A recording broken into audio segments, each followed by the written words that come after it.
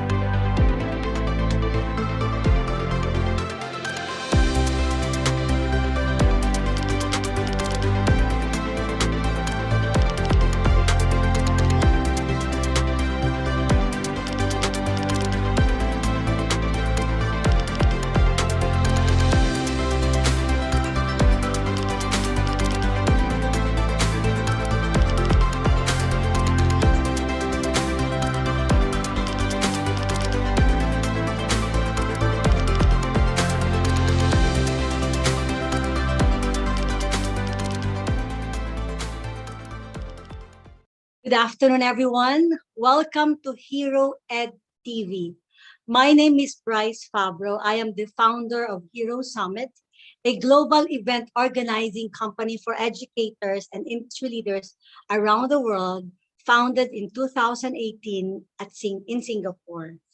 Today, we bring the world to you, Hero Ed TV. I believe that the best opportunity we cannot miss is the opportunity to use our time to serve others. Serving may be done in different ways. We speak the language of service in various unique ways. One that resonates with me is serving through offering solutions to the challenges schools are facing today. It is my deepest belief that everything happens in school. We shape the future of communities and the future of our future through the institution of learning. Thus, we will need to be part of reimagining it now that life has changed dramatically in a speed of light. We are asking great questions today at Hero Ed TV as we probe deeper on the impact of the operational innovations of schools in the Philippines during this pandemic. Inconvenient truth. Can the early evidences of the impact of COVID-19 on school operation be seen as innovation? That's our question. Joining us at Hero Ed TV episode 12 is a sought-after education strategist, senior consultant at Niche Advisors Philippines, and college dean at Our Lady of Fatima University, Dr. Ignacio Cordova Jr. Before I give him to you, ladies and gentlemen, I'd like us to focus on the things this episode can help us with. One, it will help us revisit how schools' operations have become agile over time. It will also help us understand the anatomy of innovation, discover the future edtech solutions that is outsmarting schools today. And finally, we hope that this will also be a time for us to reflect on the directions our schools are headed for just to ensure the future of work. So without further ado, ladies and gentlemen, I would like to present to you our esteemed resource guest, Dr. Ignacio June Cordova Jr. Doc, good afternoon. Hi, good afternoon, Dr. Bryce. As usual, you always amaze everyone, especially the people in the academe, the school leaders. And before I start, I'd like to thank you for mounting this for having me here in this webinar of Hero. An Now, honor, Doc. now I feel that I'm one of your heroes in your program. You So are. so I always find ways for me to see means to help people or organization, be it in organizational development or in their in their pursuit for strategic management. And your platform is actually very interesting, and it's a pivoting platform where you can help people not just in the corporate setting, but also in the people in the academy. Now, permission to share my screen, Dr. Bryce. All right. Yeah. Do you see my screen? All right, good. Thank you. Thank you. So when Dr. Bryce, just to give a background, good afternoon, fellow educators and school leaders. And the term that was used by Dr. Bryce is quite interesting, educational strategies. So I know in this meeting room, there are so many educational strategies, particularly when the major disruption in education started, and a lot of strategies came out and innovated a lot of aspects or different aspects of the education. When Dr. Bryce asked me what would be the best topic for you to for us to discuss in this webinar, and I said I think it may be inconvenient, but I think it's more convenient for me to discuss this one because it's very timely. It's been a year now when we launched when we launched a research study, and last November we're done with the report of this research study, and we try to follow it up this year. And can the early evidences, that's actually an ambitious question. It's actually a question that would can be answered by people, not just the people in this meeting room, but actually those people following your Facebook page. And these what are the early evidences? Early evidences on the impact of COVID-19 in school operations can be seen as innovation. Well, of course, we will be talking about here evidences and the impacts of COVID-19 after a year and the choices. I'm happy to share. I'm happy to share a study that we made last year, which we never published this paper yet, and we haven't presented this paper and the report yet, and the audience of Dr. Bryce will be the first group to hear the results of what we have done last year. And it is try to reminisce, and it's like trying to give a specific try to give specific occurrences last year, and try to reminisce what happened last year that will somehow assist us or usher us for the next year. For me, there is no way for me to for me to refresh your minds about what happened last year. Please give me few minutes and I'll try to show this video just to refresh, just to help you refresh your mind about what happened last year. Right after this pronouncement, weeks after, we administer the survey, and we later I'll discuss the results.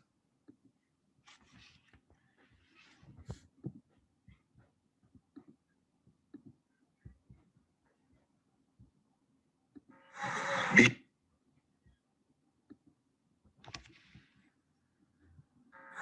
Beginning March 17 until April 13, the entire Luzon is under an enhanced community quarantine. A strict home quarantine will be observed in all households. Movement shall be limited to accessing basic necessities. Provision for food and essential health services shall be regulated. And there will be heightened presence of uniformed personnel to enforce quarantine procedures. A work-from-home arrangement shall be implemented in the executive. Except the PNP, AFP, PCG, and Health and Emergency Frontline Services, Border Control, and other critical services, which shall ensure a skeletal workforce. Only private establishments providing basic necessities and activities related to food and medicine production shall be open. Public markets, supermarkets, groceries, convenience stores, hospitals, medical clinics, pharmacies, and drugstores, food preparation and delivery services, water refilling stations, manufacturing and processing plants of basic food products and medicines, banks, money transfer services, power, energy, water, and telecommunications supplies and facilities. Mass public transport facilities shall be suspended, and land, air, and sea travel shall be restricted. Outbound passengers intending to depart the Philippines from any of the international airports in Luzon shall be allowed to travel for a period of 72 hours from effectivity of the enhanced community quarantine. Yeah, if you will notice, in the pronouncement, the educational sector was not mentioned as something that a sector that should remain open. And this is actually one of the inconvenient truths that year. And we were like, if we will ask people in the academe or even in the corporate setting, they can enumerate hundreds of experiences under the ECQ, and they can probably recall what happened and how did they prepare for that crisis and for that announcement of a quarantine or government call for quarantine. So remember that time where we haven't yet ended our semester, and even the school year in the DepEd schools, and the graduation did not take place last year because of the quarantine. Instead, we decided to go virtual, and it was not happen September. It was not happen April, May, June, and it happened only September or October, because some they waited and some they prepared for the logistical requirements of the graduation. So that's the situation last March. And April, first week of April, while we are under ECQ, and after the April 17, we devised a tool for us to see the responses and the pulses of the people in the academic sectors in Luzon, because I know we don't know what to do that time. Many people would call, are we going to open up classes next week? Are we going to have what are we going to do? Because someday they're not even familiar with the virtual classes, and some they're not even familiar with all online classes, right? So that's the situation. Movement of cargoes That's within the two and last year. So inconvenient truth.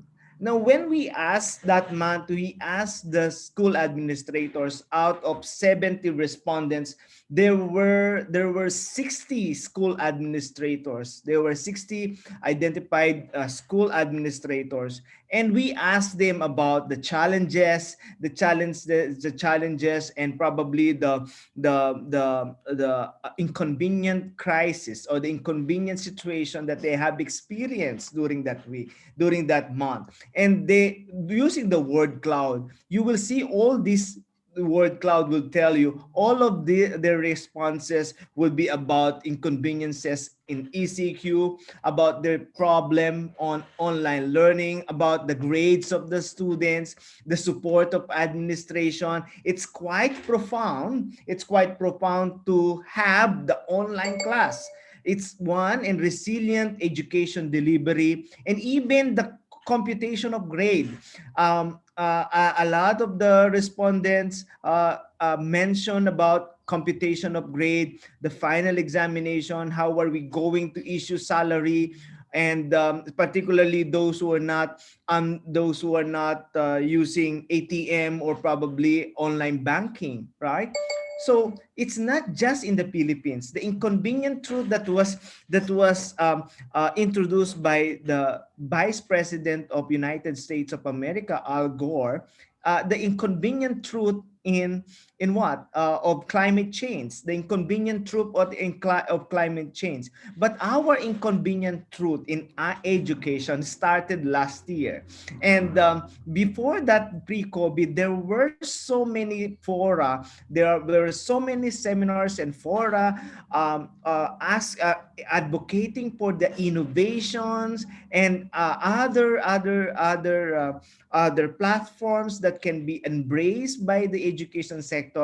But it seems that it was only last year when we felt this inconvenient truth, this all of this advocacies on innovation and educational technologies were embraced by the schools. Now, what do we mean by inconvenient truth? Why is it I'm using this phrase in my topic? Because inconvenient truth would be defined as a fact or truth that people may not like.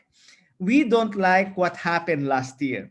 We're starting to like the new normal, but actually we are finding ways to have the better normal and not remain with the new normal. Because with the new normal, I think we're still uncomfortable. We're still uncomfortable, and we would like to see the new better normal. But after a year, after release, it is interesting to note, are these words still evident after a year? If we are going to issue now a survey or a survey to education stakeholders, will it be still, are we going to have the same, are we going to generate the same words or the same statements? The way I look at it, my answer is yes. Resounding yes, because you will probably see the financial assistance, the salary, how the students looking for best practices, educational delivery plan, on continuity plan, excellent internet connection. These were the words that the school administrators shared in the survey. And then if we're going to launch another survey this year, are we going to generate the same words? The way I look at it, yes. Now, inconvenient truth, the question there is that can the early evidence of impact of COVID-19 on school operations be seen as innovation? Now, that's actually a question, both a question and a challenge. It's one way for us to reflect whether those early evidences made us innovators or drivers of innovation, or those early evidences were just used in order for us to come up with our emergency plan pre-COVID. Let's try to recall before COVID-19 scenario. We spoke about 2 years before 2020. I think January, my last discussion, January 2020, I facilitated a seminar on the design thinking. Design thinking, I still remember design thinking, and I facilitated Disruptive and IR 4.0 last February 2020 before the ECQ. In January, we had the International Research Conference on Logistical Issues, how the supply chain will fail, or knowing that there is a problem in China, or there was a problem in China, and then how it's going to affect the logistical requirements of restaurants or major malls in the Philippines. That was January 2020. And then we spoke about the impact of IR 4.0 2 years ago, IR 4.0, and we advocated in many schools officials to migrate from education 2.0 to 3.0, if not 4.0, probably we can move to education 3.0, because someday we'll say that what we are doing right now, it's education 4.0. A good example is that if you are saying that in your school you have your LMS, you develop your LMS, that LMS would not fall under education 4.0, but actually that LMS would fall middle of education 2.0 and 3.0. So I think there were discussions, there were fora about these topics. Now the question there is that, did we take them seriously, the evidences? My fear is that we're not taking them seriously, and then we might be facing the same situation, and we are not addressing this unprecedented crisis in education. Like, for example, the key factors of disruptive education. The United Nations came up with this kind of illustration on key factors for a disrupted education, about the digital natives, how to reinforce, how to future-proof your graduates or your students, right? Then I always share this to so many people in the academy. Remember, we only embrace and maximize the use or optimize the use of information technology in education when the pandemic started. It was not merely because it is our desire to innovate our system, but actually we were forced last year to maximize the use of this technology. Right. The inconvenient truth, I'd like to share my succeeding slides will somehow help you understand the situation of the past. Analyzing the situation in the past, it's just like in what happened in the past, is it still happening? And then what are we going to do in the future? The early evidences of COVID-19 cannot be measured now or yesterday. The early evidences of COVID-19 impact on school operation can only be measured or last year. So it's good that we launched this kind of research in 2020, February 2020, April 2020. Now, like for example, what are the action taken in response to the implementation of ECQ? What did we do during the time of ECQ? Right? I think that's it's interesting to look back.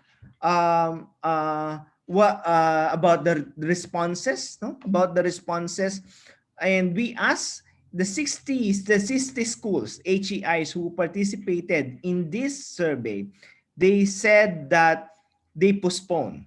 They postponed the courses because of the ECQ, because no one would be allowed to go to school and observe makeup classes after the quarantine. That time, we were thinking that that quarantine will be only for a month, perhaps for 2 months. And then after 2 months, we might be allowed to go to school and conduct classes, right?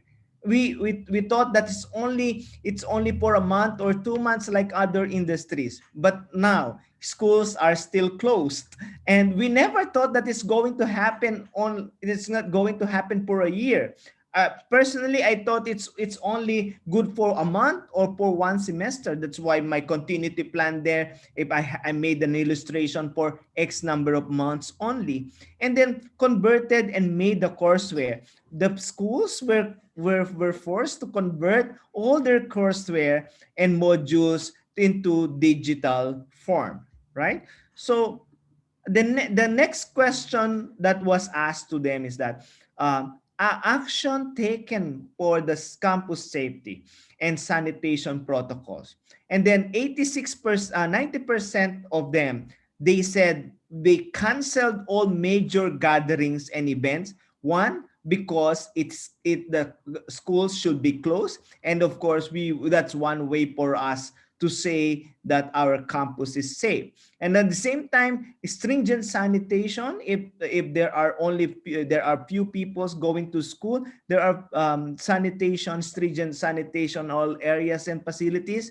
And of course, they have implemented disinfection protocols. These are the top three answers of the administrators when it comes to campus safety and sanitation protocols.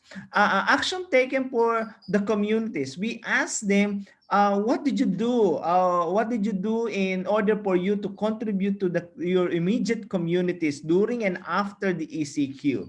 And then it was a compassionate move from the school administrators, and it's not actually because of the law or pronouncement made by Malacanang. And 55% of them, they prioritized the early release of cash advances, 13th month, and financial support to employees. So that was the major response of the school administrator. Now, if you are in the finance now, if you are thinking about the unprecedented crisis that will happen next year or this year or in 2 years from now, so I think in the budget, it is actually one way for you to consider. It is actually an aspect for you to consider that anytime that 13-month pay can be released, or that those cash advances and financial support will be necessary. And then a lot of schools mentioned that they donated food packs and other essential. Now look at the situation now of the community pantry. It's actually happening. It's the same thing last year that the universities and schools donated packs and other food packs and other essential goods to their immediate community. Then we asked them about your course migration and conversion, and then percentage of courses in a term that they have converted to online, and then 69.9% of them said that period we converted immediately all the face-to-face or face-to-face classes or face-to-face courses into online virtual classes. And we investigated further that those who failed to do that because they don't have the technology support. So that's one way for us to see who's going to win when it comes to my course migration from face-to-face to online or to virtual classes, right? And then the advantageous, the people or the schools in the advantage side would be the people with the educational technologies, with the technology support, where they can migrate. But there were issues. There were issues, not just the issue of technology support. Later on, I'll cover about the content. Then the use of digitalized learning management system, the DLMS, and the online assessment. Yes, 31.9%, they mentioned that they have licensed software or the platform for their LMS digitalized. But if you will see that time, none. Marami pa, 24.6% of the schools, they don't have the learning management system, whether it's free or not. The free platform or the free softwares like Google Classrooms were only used by 23.2, like the other platforms, not the licensed one. Now, and then we asked them about their degree agreement, and how will they agree or disagree with the statement. When we identified 5 critical factors in the pursuit of this innovation, with this disruptive education, we thought that students, we thought of the faculty and the technical support and the staff, and of course the content. Then we ask them about the students' comfortability. Are you students comfortable? Are your students comfortable during the transition? And then we ask them, are your faculty willing and able to convert all the classes and materials into online? And then we ask them, do you have the staff support to course conversion and availability of technical support, like for example, the LMS? And last, we ask them, do you have available digital modules and courseware? For me, based on my experience, it's more of the digital modules. It's a headache because a lot of people that time looking for the digital modules and courseware, because most of our teachers and most of our teachers, even independent and dependent schools or private or public schools, they heavily relied on printed books and modules. So they were looking for the contents, and I think it was even a situation in public schools where they have to generate the modules, digitalize the modules, or probably print the modules for the learning packets. We asked them about, are students comfortable in terms of transitioning from face-to-face to online delivery format? And then we were so surprised that only two of the respondents said strongly agree. So with somehow hesitation to say that we are perfect, we're okay, 33% of them mentioned or agreed that somehow the students are comfortable with the new system. And then we asked them about, are your faculty willing and able to convert your courses online? And then the same, somewhat agreed, 39%, and two strongly disagree, and somehow disagree. There were like 3 of them. So it's like saying that they may be willing, and they are able to convert them to online, but what other aspects would be necessary? The technical support. If you will notice, the staff support required for the online courses, it was only 28%.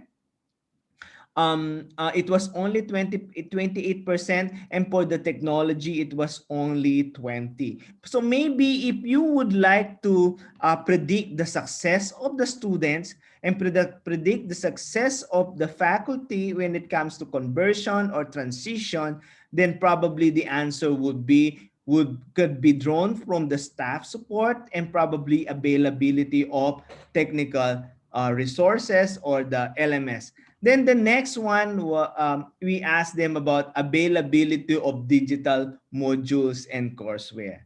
But if you will notice, a lot of them were so unsure about their modules, about whether they have available digital modules and courseware, right? So 17 neither agree or disagree, and only 11 of them agreed in terms of having available modules. Now, what's the implication? The implication here is that it's always now we have to have experience 1 year. It's better now that we have available digital modules or courseware using free or licensed LMS in order for you to somehow address the future scenario when it comes to availability of digital courses or digital modules. And then we also asked about the work from home, that it was very elusive. And we asked them about, do they have enough laptops? Do they have enough technology? Do they have enough good internet connection? Do they have enough? And then out of this, we found out that um, they fear about the work from home because they're not so sure whether their people have good internet connection, because I think it's one way for them to email or probably to use whatever platforms they have. So that's the internet connection was actually an issue. The next, then, that's actually the remote access, because abruptly or probably it was an emergency and people cannot go to their office and to access their files and documents, and it was an issue. That's why they're not so sure whether they are prepared for their employees to work. Whether they are ready for their workforce to work remotely. And another thing is that the enough technology, and then laptops. So if you will notice, it was an issue of technology. It was a concern of technology and access, and that's actually that's actually a reason why the administrators or the key officials felt that they they're not prepared, or they're not so sure whether their workforce would be ready for the work from home. There are three issues even in the corporate world. That's why work from home was not actually entertained. One, productivity. Two, efficiency. And three, accuracy. These three factors, or these considerable factors were mentioned by the business sectors. That's why they are not so sure as to the efficiency, productivity, and accuracy of work at home. So I do not know whether in education that was also an issue.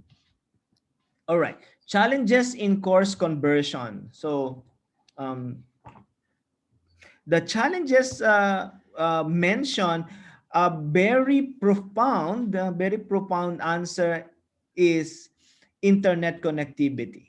Internet connectivity is a main challenge when they convert their classes when they convert classes to online. And second to that is that their people or their teachers we may not have personal technology or gadget at home for them to convert their courses online. So because they cannot go to schools, so that's also an issue. And lack of comfort with online tools for teaching and learning. That's actually the struggle for academic leaders. You have to train and win the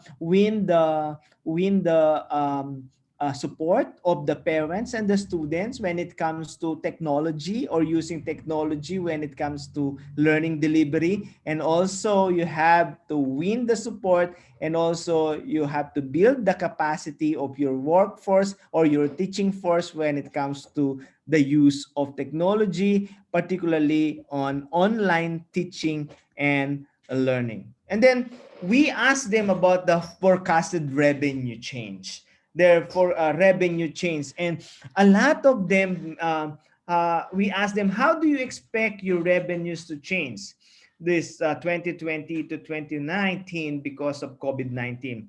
And 58% of them mentioned that there is a big decrease in the revenue. 58%. Only 7.2%, maybe they are lucky enough that there will be increase in revenue, like perhaps Zoom and other online platforms. That's why that might be a reason. So why there is an increase. But surprisingly, 30% of them, they are not so sure because it was early that time, and it was early implementation of ECQ. And what about the 58%? They said that there will be decrease in the revenue of the schools. And we asked them, based on your assessment on school operational contingency plus, it's all about contingency plan and about your continuity plan. And then we asked them how prepared um, how prepared they are, or in terms of responding to the actions or plans related to the impacts of COVID-19.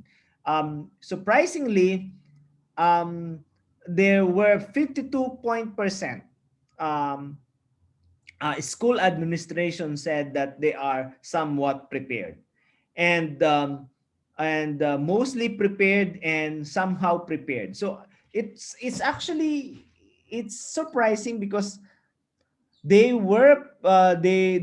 said that they are prepared, and probably during the time that they were answering the questions or the survey, they're done with their continuity plan, or probably with their business continuity plan.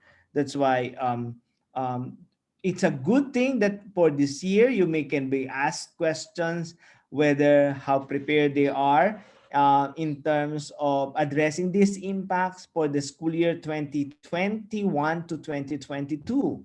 So, and then also we asked them about their pressing needs during the ECQ, and most of them mention in the word cloud, you will see about financial assistance, and then decrease in taxes for both corporate and individual. And I think Paku, in the leadership of our university president, I think there was an appeal that time to decrease in the taxes in both corporate and individual. And then more scholarship vouchers. A lot of the school leaders mentioned about the scholarship vouchers, the ESC vouchers, the CHED scholarship for incoming college students, and CHED using DSW data in 2015. So these are the scholarship was mentioned, also the assistance to assistance for the teachers to be trained in transitioning from face-to-face to online. So these were the and also better internet connection. At that time, the DITO was about to launch its business as another provider of internet connection. And then of course we asked them about about their effective best practices during the ECQ, or maybe after the ECQ. So number one in the word cloud would be online class. And then again, protection would be about social distancing and profiling their students, and how many students would have enough gadgets, or probably would have enough internet connection for the online classes. So I'm showing this slide is actually very, very important in order for you to see, in order for you to assess whether you know the students and how many X number of students would use only the mobile apps or using only their mobile phones for their learning, for their distance and remote learning, and how many will be using their laptops or their desktop for the online learning. Also about the flexible learning activities, and then financial assistance as well. It was a practice and at the same a pressing need, and at the same time a best practice virtual meeting, conducting virtual meeting online, not just for the students, or not just between the students and the teachers, but actually virtual meeting with the school administration, and providing internet connection in school, and subsidy for the teachers, and good hygiene practices in school when they go to school, and telehealth services as mentioned by the respondents for the best practices. Now, all of the results would actually speak about institutional agility. How agile is your institutions? So I always when we have webinar, I always talk about institutional agility, and in the part of the innovation challenge webinar that we have hosted, we always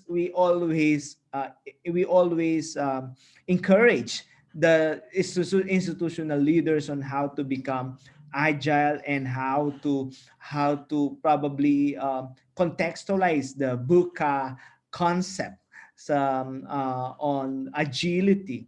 So flexible learning, it's not just about teaching and learning activities, and flexible learning education would actually cover even institutional agility. So key aspects of institutional agility: if you have agile leaders, not just about agility in terms of financial aspect, but actually agility of their institutions, would actually speak about the leaders that you have in the institutions, practices, and then the agility in terms of operating procedures and standards. So I think a lot of us, we have contextualized all of these aspects in order for us to say that we have embraced the what we call institutional agility. And I always share this one when I facilitate strategic planning for different enterprises. And particularly, I made one illustration for academic sector, and this is about why school leadership matters in post-pandemic world recovery. So even before the pre-COVID, I was invited to deliver the executive education for education executives. And then I presented this simple illustration of design thinking, and how you can innovate the system well, and how you can win, how you can probably have winnable strategies in order for you to bounce back. One, be aware of education realities. So the realities it's not about your institution realities, but your limitations.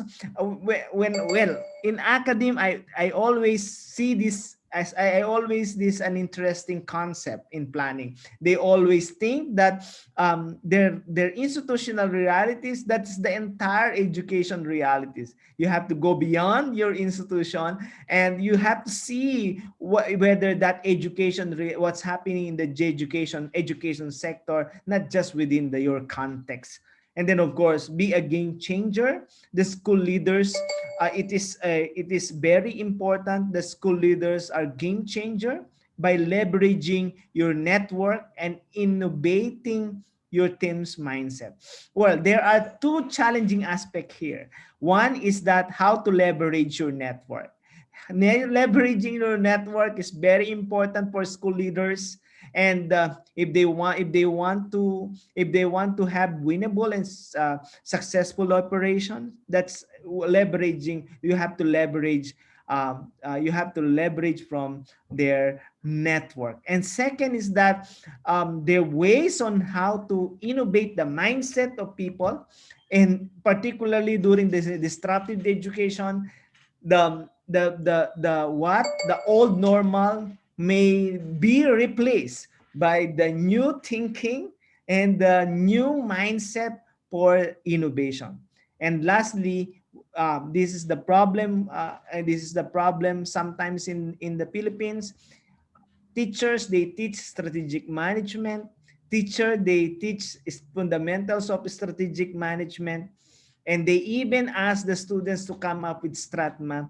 But when you ask them to go back to the drawing board and see their strategies, they cannot carry out the game-changing plans and strategies. So no matter how good you are in the drawing board, but if you do not carry out the game-changing plan and strategies, then that's very challenging. Now, if you're talking about innovation and pivoting, I have 4 things in mind.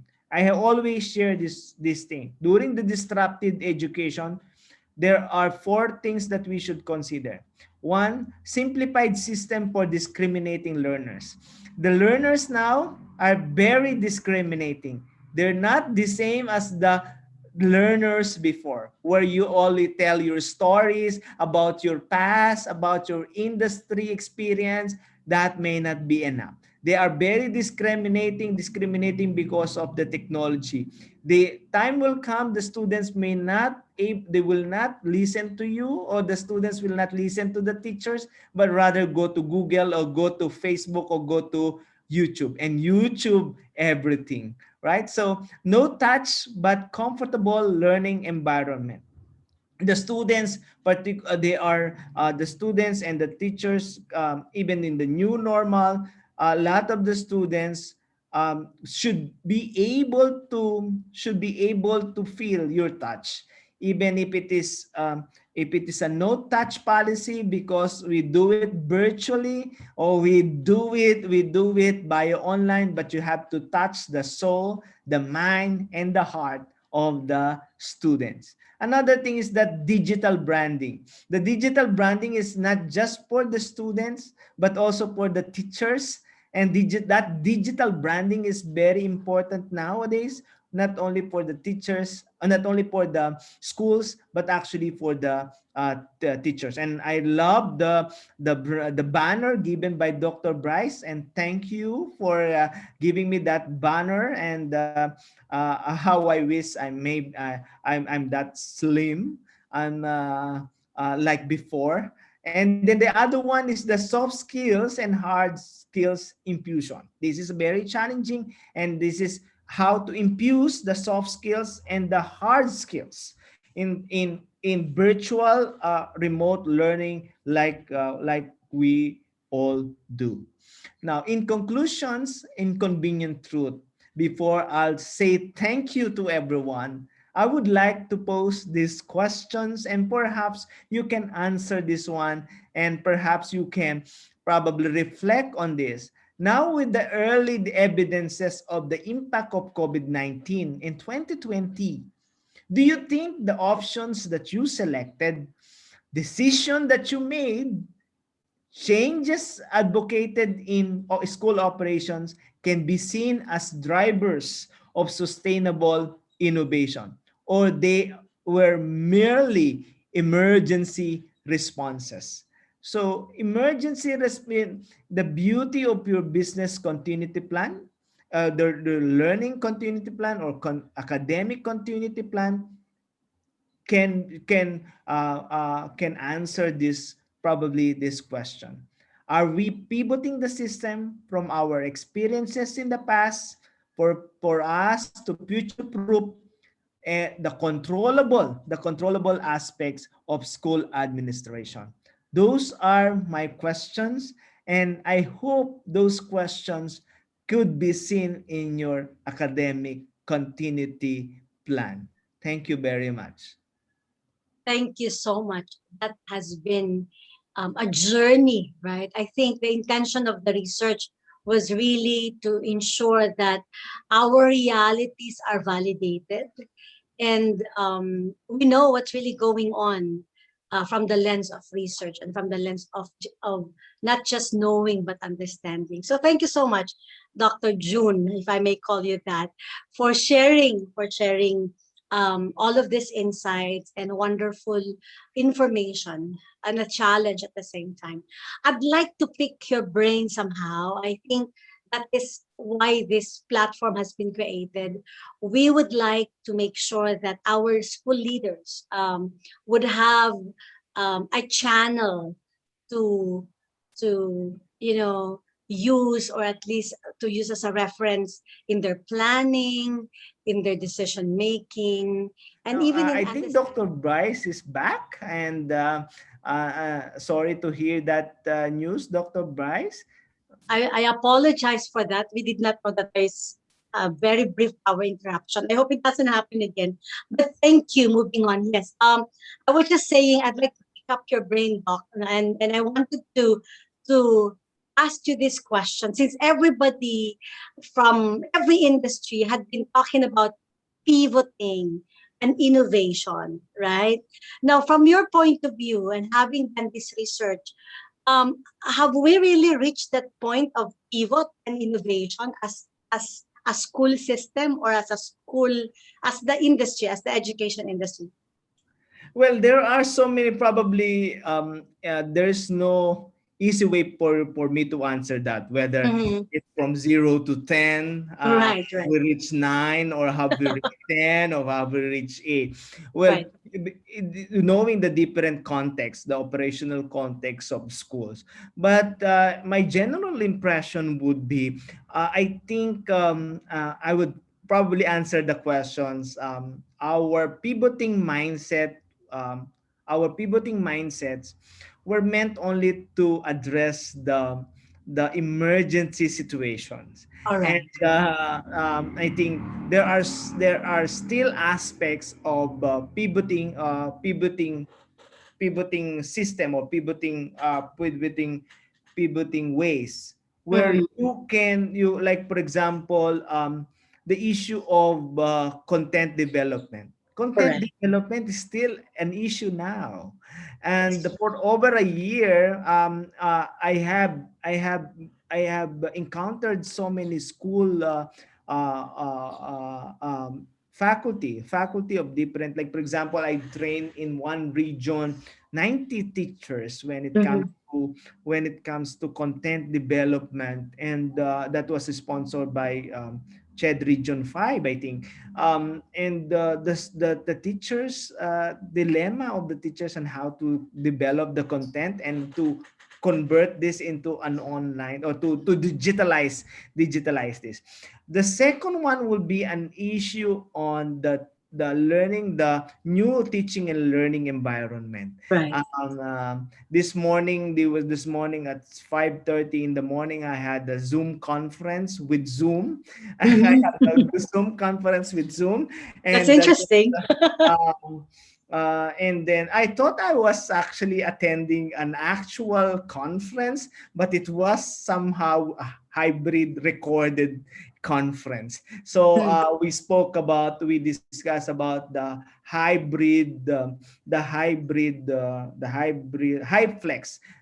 flex and the hybrid sessions in education. And Mhm. in social media, I posted also the initiatives of a school in United States Mhm. on the multi-dimensional high-plex classrooms. And Mhm. that's actually interesting. And I hope our big schools and those who are able to migrate from Mhm. the traditional setup to the high flex because this morning the illustration was actually for basic educations and how you can set up the camera, and then the teachers inside and others are at home, and others their classmates in the classroom. But Mhm. actually that one way for us to practice social distancing, and at the same time we can have few students in the classroom and others they're studying Mm. remotely, and then the others will come in another schedule. So my answer there is that I cannot rate our responses when it comes to innovation, but I am very certain that a lot of us we are addressing emergency situations, only few might probably pivoting the system. And of course, when you say pivoting the system, the government should be there as well, not just the institutions, not the institutions of learnings, but also the government. Yeah. Mhm. So our executive, I call it our executive adrenaline rush is out there to solve the problem. So more like that, right? Yes. Somehow. But Yes. I hope from how I'm seeing it right now, based on institutions, institution leaders that I have spoken with for the past months, they're trying now to really look into a long-term digital transformation plan, right? Which of course is the mother of all of this innovation if we are to migrate. I'm curious, Doc. You mentioned about the high dimensional, multidimensional high flex, and of course the model is always in the U.S. Will that work in the Philippines anytime soon? You think? Because I have seen the model myself. Yeah. So. Yeah, I think that was the question, that was the question by a I got when I posted that one, I got a message by a messenger, I think five of them asking, Mhm. and then one school I asking whether it could be we could be of assistance. Then I said the post is actually to cultivate interest, Yeah. cultivate interest among the education stakeholders when it comes to innovating the classrooms. Yeah, but based on my initial research, I think the hyplex and even the multidimensional would be doable in our system. Mhm. So like for example, the Zoom will be launching the same functionality, and then you just have to retrofit your classroom. So retrofitting the classroom, not for digital transformation, like for example coming up with smart laboratories or smart classrooms where you can Mhm. have half of your class learning remotely, and half would be in the classroom. And if you can also have the AR VR, Right. the AR VR for skills development would be helpful. One, you can reduce the laboratory expenses, and at the same time you can have remote learning with that AR VR.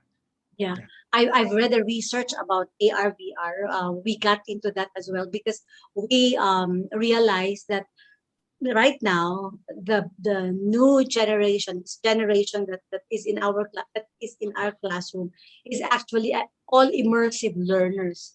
99.9 of them are Mm. immersive learners. So they learn by doing, they learn by touching, they learn by really getting immersed. So AR VR definitely, or the web we call it the web XR kind of experience would really work. Now, you are the dean also of the College of the School of Tourism and Management. How are you as a dean in terms of, you know, ensuring the quality of education or the quality of learning, still is the key or the number one priority of your college? How did you do it? Or how are you doing it still? Yeah, that question will bring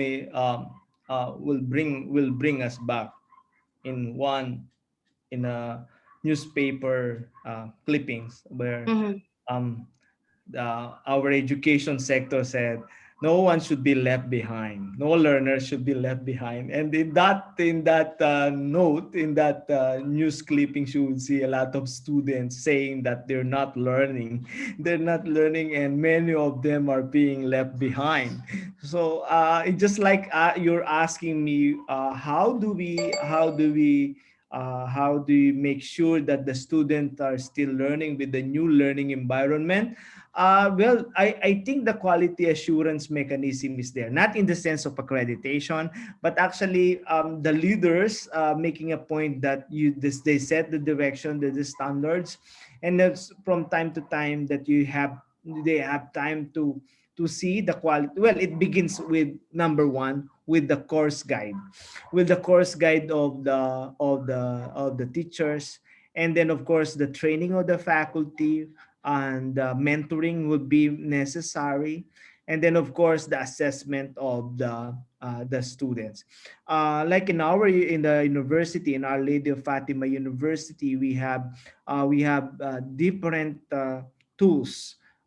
We measure the quality of the teachers' engagement, the experience of the students with their teachers, and their supervisors, and the teachers. So this would be actually the struggle then was how to convert your face-to-face tools. We used to do that in classroom, and then Mhm. our unit in charge of that converted them into online and uploaded them in the learning management system. One my best practice is that we ask our program heads to submit recorded sessions, and in that recorded sessions of synchronous session, the recorded synchronous sessions, we can evaluate whether we're doing better or we're doing good in terms of teaching and learning. Yeah. Right. Okay. Since you mentioned the word best practice, well, of course, I believe in best practice as much as I believe in the next practice, right? So, what's going to happen next? What have you seen so far as the best practice moving towards the next practice that are impactful, sustainable, and truly kind practices? Because there are, for the longest time that I've been like seeing how different industries move around, try to survive and thrive. I'm yet to hear the news that says, this particular company is helping a company that cannot pivot. This school with all the tools and all the finances and all of this capability is helping a school that does not have anything. I'm yet to see that. That's what I'll celebrate the next time I come in for Hero Ed TV, talking about this wonderful, kind, sustainable innovation, because I believe kindness and sustainability is a good pair. So, I believe in that. Uh, Yeah. yeah, is there something that I may be missing? Doc? Yeah, I think before the term there is collaboration. Right. Instead of having competition, time for us to have consortium and collaboration. We can have an era where celebrate collaboration about the educational institutions. Yeah. Before I'll talk about that one, probably I can share my concept about low when we have strategic planning and when we develop these plans. Mhm. I normally see education sectors prioritizing the low-hanging fruits, Yes. and the low-hanging fruits is something that will reward them immediately, and only few would probably focus on high hanging fruits, because the high hanging fruits are Right. riskier than the other plants. That's why well, the question there is that, are you really pivoting if you're not taking the risk? good That's point. Right. the I always ask that question. Are you really pivoting if you're not taking the risk? Taking the risk is very important in the drawing board, because most of our planners, most of our school planners might actually concentrate on the low hanging fruits, and then they can easily celebrate the success. But the high hanging fruits would be probably when it comes to, you mentioned about the digital transformation, when it comes to skills development. Oh, well, the other day I had a conference I had a conference at 11 o'clock in the evening, arguing about the soft skills. And the soft skills of the students and the soft skills of the teachers. I mean, the soft skills are very seemingly, in the old days we focus so much on the hard skills, Mhm. and we're somehow losing the point that we need to have to enhance the enrich the soft skills as well. So best practices can be, I think, for the best practices, if they my measurement there, Doc, is that if the leaders they take risks. They Mhm. take risks, some risks, so some calculated risks, and then they have good outcomes. Because if you will say that you've been using that best practice for X number of years, may not be the best practice anymore. So probably you have to say that what's the next practice? Yeah. That's true. That's true. I agree with you, Doc. I would also like to commend you for, the inconvenient truth question, because I think this is what we all, need at this particular time. Reevaluating, 1 year has passed, Yes. and maybe it's asking ourselves, okay, are we in the right direction? Are we listening to all seeing and listening to all the feedback and all of these things around our situation? I think that's very good. That's why Hero Ed TV episode 12 will be a reflective episode, I hope, for our leaders right now. Yeah, Um, I've yeah. thought about that, Doc, because I think when Metro Manila was placed, it, it Mm-hmm. under ECQ. So Right, right. I when never caught up with the ECQ, MCQ. Alam ko lang barbecue, BBQ. when the government placed Metro Manila again under ECQ, it is like everyone was asking, again for 1 year. Right, So right. I'll try to throw the same question again after a year that we have seen these early evidences. They are the same. We still encounter the same situation, or we still encounter the same words. So probably a lot of discussions, open discussions and consultation with government and the schools, and even the private sectors, when it comes to addressing these issues. Yeah. Mhm. I'm down to my last question, Doc, before I go ask our audience to participate and maybe ask one or two questions if they have. I know that you're wearing different hats. I can see that. You're a consultant, you're a dean. Of course, that's a lot of tasks being in a university with so many students and prime at that. And you are also a researcher and a strategist. Um, how do you forecast the future of work right now that things have changed? A lot of things have changed. So what's the future of work now? Well, for me, for 1 year now, we've been observing the work centric situation, where work life centric situation. Mm-hmm. We will see cities, and cities where the workforce or the people would work at home, and Mm, there's enough internet connection where they can the future of work, where they can work at home, go to the office for X number of days, and right. probably have they can get recreational activities, or they can have recreational activities within. That's the concept of the concept of work like centric future of work. And um, a lot of the um, the future of work is somehow frightening to education sectors. Why? Because if you will see like some literature about the future of work, robots, AI replacing human force, the workforce. Is that something that is that I think there was a projection come 2025, when it comes to ILO, when it comes to implementation of AI, artificial intelligence, and the robotics.